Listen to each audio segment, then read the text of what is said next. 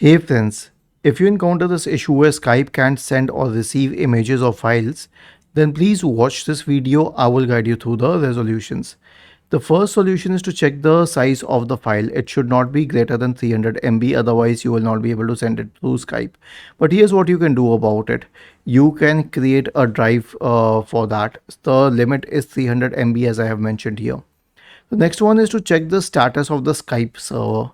So simply search for Skype server status. Okay.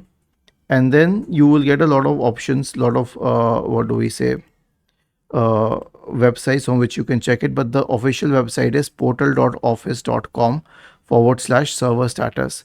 Check if you get a check mark next to the Skype server. If it is, then everything is good. If it shows a problem, then there is a problem and you'll have to wait.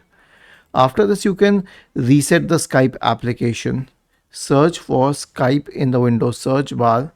In the right pane, select App Settings. Scroll down, scroll down, and then click on Terminate to terminate the process. Click on Repair if it helps. Wait till you get a tick mark here.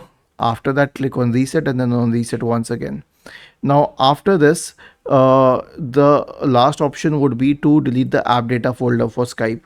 Press the Windows key and the R button together to open the run window. Type percentage app data percentage and hit enter.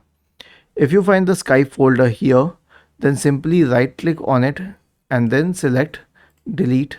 Don't worry, even if you delete it, it will rebuild itself.